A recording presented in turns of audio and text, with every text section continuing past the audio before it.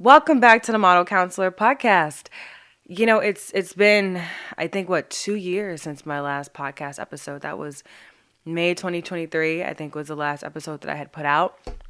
And I apologize for people who did tune in and there was such a lack of episodes and kind of like consistency and continuity on my end. I apologize about that. 2023 ended up being a really insane year for TV and film work. 2024 was a little bit more of a tricky year, and I found myself in a relationship. And 2025, I've gotten my bearings a bit, and so I feel like this would be a perfect time to start. So, welcome back to the Model Counselor Podcast. I am your host, Aubri Ebony Williams, and let's get into it. For people who don't know me, because I realize that there are going to be some people who have just first tuned in to me or are just first learning about me. The Model Counselor Podcast is a podcast that mixes mental health with the entertainment industry. I have a master's degree in marriage, couple, family counseling, and I use that to not only provide mental health guidance and coaching to models, but to also excuse me, but to also highlight different mental health topics within the entertainment industry. Some of my previous episodes that I love is my talk with Nigel Barker, fashion industry icon from America's Next Top Model, and we highlighted the different just kind of experiences that models have and how their mental health definitely should be taken into account in the industry, but how it's often not. I've talked to actors like Brandon Michael Hall. I've talked to Playboy models, people who have been on set with some really amazing other humans. And so I really do aspire for my podcast to be a strong blend of mental health and also the creative entertainment industry. I think that one of the most noteworthy things that's happened, and I cannot wait to talk about it on my podcast, is my ability to hop on Kai Sanat's live stream and provide some mental health guidance and coaching in his space of trying to beat a video game. But I know it sounds random, but it's the idea that really blending that mental health and creative space has always been my go-to goal. So, yeah, that's my back end go-to goal. Back end go-to goal. It's not even back end. That's my main goal. I've been in the modeling industry for 10 years. 2025 makes 10 years since I've been modeling. I started acting in 2020. Some of my largest accolades probably include my Cream of Nature ad that some of you may or may not have seen. And that was in the Essence issue that was with Michael B. Jordan on the cover and Michelle Obama, which are both strong icons. I'm like, yes, I better be in those issues. Currently, I have a commercial out for UMGC where I go from like a restaurant tour kind of human to military to graduation. And so that ad is out right now. Chick-fil-A hand model job. If you see me dipping some chicken tenders, that's out.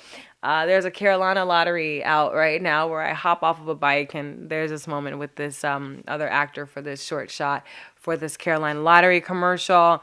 I've done Cantu. You can find me in beauty stores. A lot of things. Oh my gosh.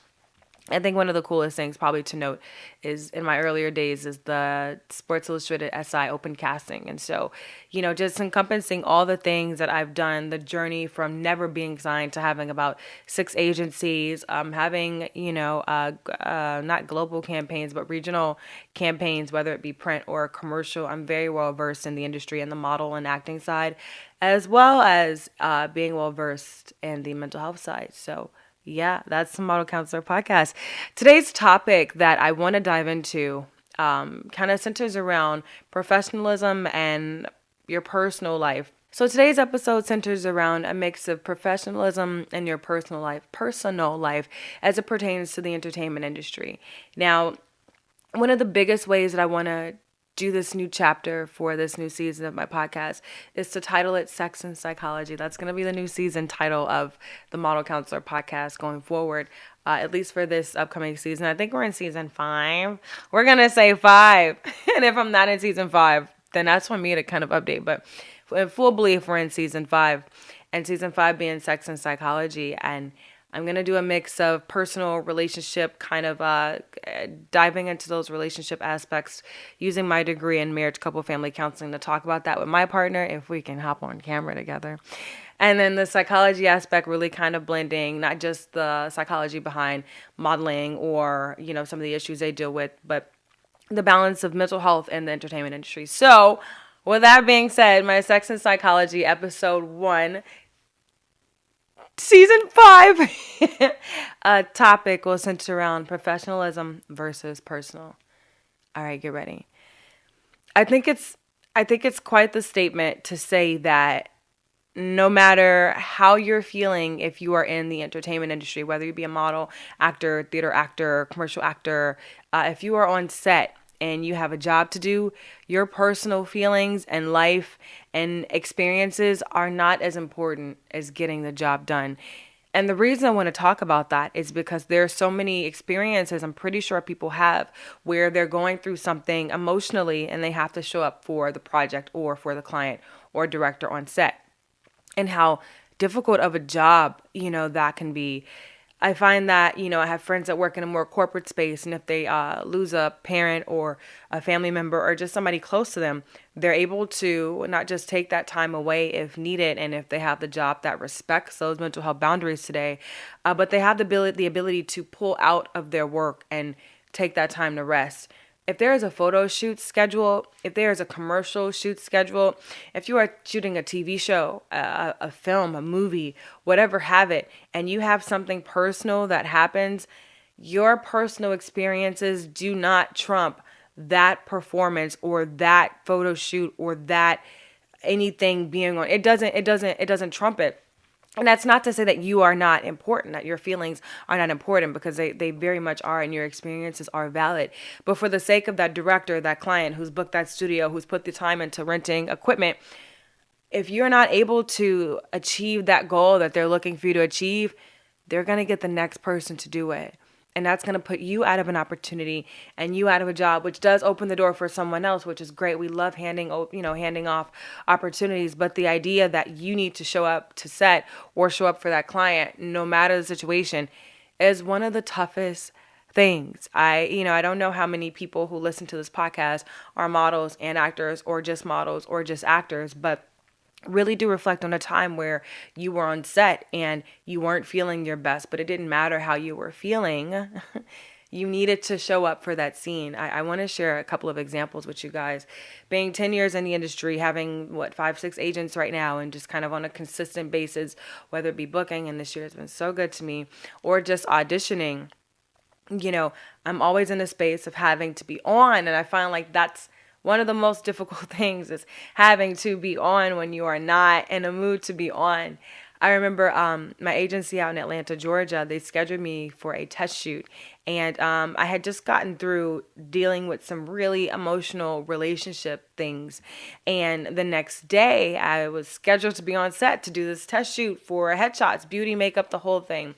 And when I tell you, I could not get myself in a positive space, that every image came out looking looking like I was sad. Oh my God, I feel so bad, for that experience. But I'm a human, and I was experiencing really hard emotions and difficult emotions to process, while also needing to show up and be visually appealing for what it is the photographer needed. Super difficult. And, I remember just being honest with the photographer and letting her know, hey, I just kind of have this personal thing happening. And even with that, letting somebody know that you have something personal happening, there's a boundary about that you need to make sure you abide by, because you don't want to overstep their boundaries by taking on or giving information that they don't want to take on, even though you're experiencing it and you're only sharing it because you want them to understand where you are, which you have every right. But there's a fine line between, hey, how much of this should I share in this professional creative space? And so I remember going to that photographer and letting her know pretty much, hey, I'm having some relationship experiences that have my mood a little not so positive. And so, kind of tapping back into my mental health space, one of the things I tried to do was put on a playlist of really good songs I liked. Like if it's my Megan Thee Stallion, if it's my Joey Pecoraro, if it's my Michael Jackson, whatever it is, but just songs that really made me feel good to get me out of that really sad element, was extremely, extremely, extremely helpful. Another tool that I worked on that was Another tool that I worked on that I would really recommend is to have 2 or 3 people in the back of your mind that no matter when you think about them, they bring up positive emotions. So for me, of course, my grandma is going to be like my star number one of like, if I'm thinking about someone and I need them to bring a smile or some joy to my face, it's going to be my grandma. My second person would be my boyfriend, because I do love him, even though sometimes we have our moments and he's behind the camera as we oh my God, as I film this. But he would definitely be the second person, to where, if I'm having a bad day or something on set, I think about him, and he lifts my mood. And then third would have to be my fur baby, Salem. I love Salem. I've had Salem for 7 years. I just actually let her out the room. But, having people that put a smile on your face or promote positive and uplifting emotions can really help you get out of some of those personal negative feelings when you're having to perform on camera or on set. So, the idea that creating those fine line and those boundaries is really important, will really help you make sure you find balance and keep yourself safe mentally and emotionally on set. So let's say you lose a family member. I remember I had just lost an uncle before filming a film in Atlanta, Georgia as well. And I didn't have any speaking lines. I think this was just like a featured background role, featured extra role. And so I was on set for, I want to say 4 days for this series of shots that they were doing for this film. And my uncle had passed away, I want to say maybe a week before we filmed. Flew to Chicago, went to the funeral, came back to Atlanta and had to be on set that following week. And I remember the scene that we needed to do on day one involved looking at a casket and somebody in the casket. And I will, never forget, I went up to the director because I was extremely triggered because I had just lost my uncle and literally had just saw this experience, but in real life. And so, I told the director, hey, I'm having a difficult time, flowing through this moment because I'm actually feeling emotion. And you know what? Honestly, looking back at that now, I wish I wouldn't have done that and instead maybe just allowed those emotions to further enhance my character's feelings in that moment. Even though I was in the speaking role, I think that would have been a great opportunity. But let's just kind of flash back into advocating for my emotions. So going to the director and they were like, oh, okay, well, XYZ, she can't do this right now because somebody in her family died. So we got to turn it around and pretty much get somebody else in that moment. And, for me, it's one of those things of advocating for your emotions, but then also know that if you're advocating for yourself and the director is not in a space to compensate for what it is that you're needing, you are going to be replaced and somebody else will easily take your spot because they are waiting. They're waiting. So again, that idea with balancing your personal emotions and personal life with your professional, moment, professional career, those bookings, those jobs, you want to make sure that you have not just boundaries set in place, but then also how to advocate for English, how to advocate for yourself, but then you also know when it is important to advocate for yourself and what depth do you want to, right? Like at the photo shoot that my agency had scheduled me for, the idea like, hey, I'm going through some relationship things and so I'm experiencing some negative emotions, very baseline for that moment. But then you're going to set and you're looking at a casket knowing that you're being triggered from a previous casket of a family member you just recently, put down. That is a different level of self-disclosure that I felt I owed to myself, to my uncle, and just to me as a creative and saying, hey, it's difficult for me to do this. I don't think I'm the person for this. And so knowing those boundaries and those, I think boundaries is the best way to say it. But knowing your boundaries and the parameters about what you should share and how much you should share, but also how much of your job as an actor, model, creative depends on you being physically, visually present and feeling good. And that's really hard in an industry where if you're on camera, for 30 days and you're a girl and it's that time of the month, you're cramping, you're bloated, you might be a little irritable, you might be in pain. And yeah, you can take some Midol or some other medicine to make yourself feel good. But ultimately your body is like, hey, this is a personal experience that you're having. But if you need to be on set and have a positive attitude and feel good, you have to brush that stuff off in order to be the best person you can be on set. And that is such a difficult experience. It is not one to be overlooked.